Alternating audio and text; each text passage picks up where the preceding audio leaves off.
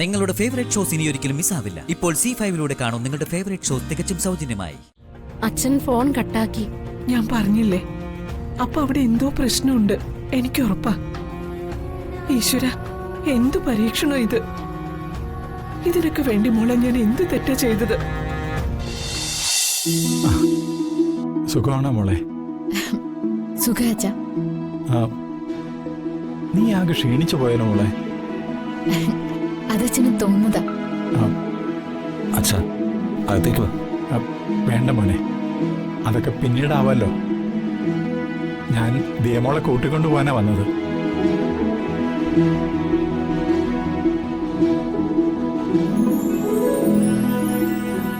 ഏതായാലും മോള് വിളിച്ചു പറഞ്ഞത് കാര്യമായി മോളെ.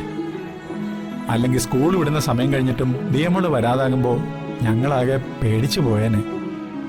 ഞാൻ ദിയമോളെ അങ്ങോട്ട് കൊണ്ടുവരാൻ ഇറങ്ങുമായിരുന്നു. അത് സാരമില്ല, വിളിച്ചു പറഞ്ഞപ്പോ സമാധാനമായി.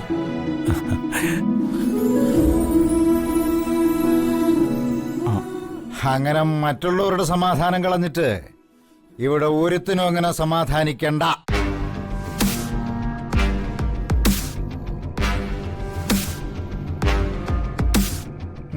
മുഖത്തൊരു വാട്ടമുണ്ടല്ലോ.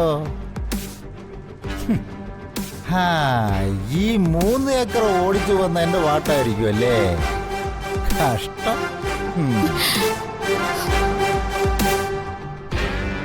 മക്കളെ ഈ രീതിയിലാണ് വളർത്തുന്നതെങ്കിൽ ഈ ഓട്ടോയുടെ സ്ഥാനത്ത് വർക്ക്ഷോപ്പുകാരൻ മാധവന് വലിയ വലിയ ലക്ഷറി കാറുകളുമായിട്ട് നടക്കാം. കേട്ടോ? അച്ഛാ, എന്താടാ ഇത് വന്ദനയുടെ അച്ഛനാണെന്നുള്ളൊരു മാന്യത കൊടുക്കണം. എന്നാ നിന്റെ അമ്മയച്ഛനെ ഞാൻ പൊന്നാട അണിച്ച് ആദരിച്ചകത്തോട്ട് കയറ്റിയിരുത്തണോ?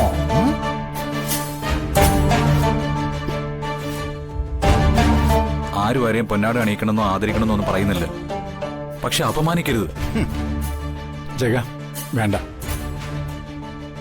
ഞാൻ ഇറങ്ങാ. വന്ദനെ, അച്ഛൻ എന്തെങ്കിലും കുടിക്കാൻ കൊടുത്തോ?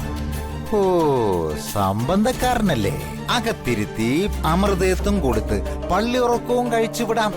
അതാ നല്ലത്. നിന്നെ ഇപ്പൊ ആരോട് ഇങ്ങോട്ട് വിളിച്ചത്? ഞാൻ നോക്കിയിരിക്കാതെ ഈ നാശത്തിനെ വിളിച്ചോണ്ട് പോണോ?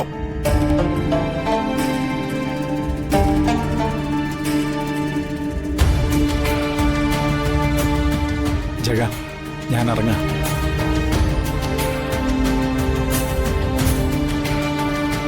എന്തോ നോക്കിക്ക, ആള് പൊക്കോളും. പോകത്ത് മോനെ, കുറിപ്പ് പറഞ്ഞൊന്നും കാര്യമാക്കണ്ട. അയാളുടെ സങ്കടം കൊണ്ട് പറഞ്ഞു പോയതാ. അതിനെ മോൻ ആ അർത്ഥത്തിൽ എടുത്താ മതി.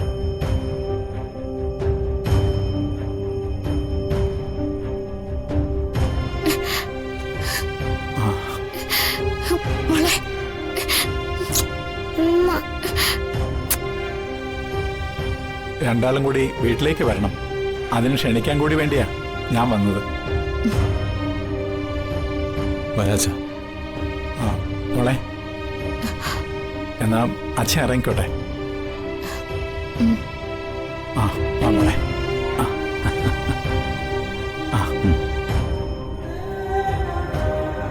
ടാറ്റാ.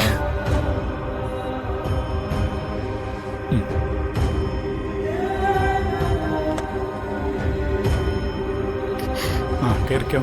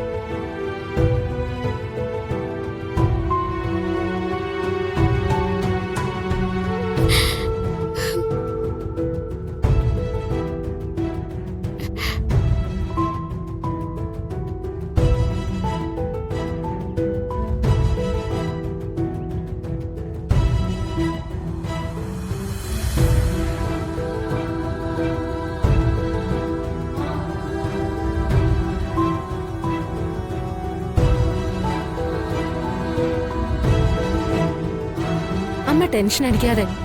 ഏതായാലും ദിയമോള് വന്ദനയുടെ അടുത്തെത്തിയെന്ന് അച്ഛൻ വിളിച്ചു പറഞ്ഞല്ലോ. നീ ഒന്നുകൂടെ മാധവേട്ടനൊന്ന് വിളിക്കേ. ഞാൻ വിളിച്ചിട്ട് എടുക്കുന്നില്ല. ഇനി ദേമോള് വന്ദനെ വിട്ടു വരില്ലെന്ന് വാശി പിടിച്ച് നിൽക്കുകയാണെങ്കിലോ?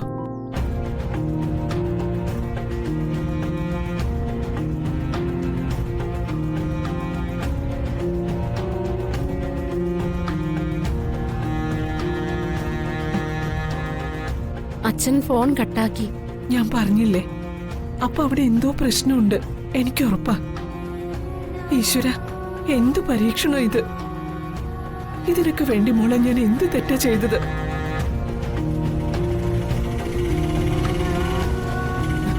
അമ്മേ, ദേ അച്ഛനെത്തി.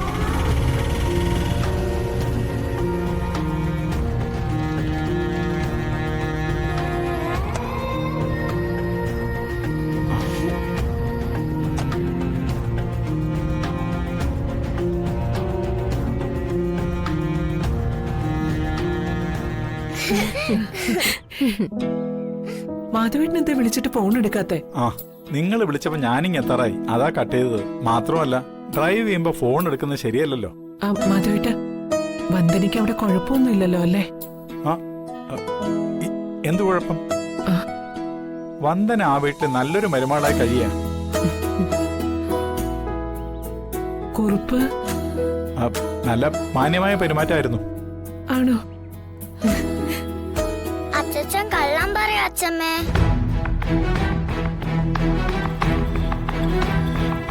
അച്ഛനെയും വന്ദനമ്മേനെയും ഒരുപാട് വഴക്ക് പറഞ്ഞു.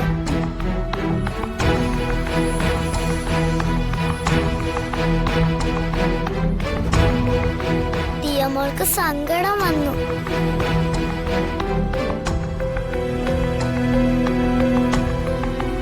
മാധവേട്ട, താൻ അതൊന്നും കാര്യമാക്കണ്ടെന്നേ.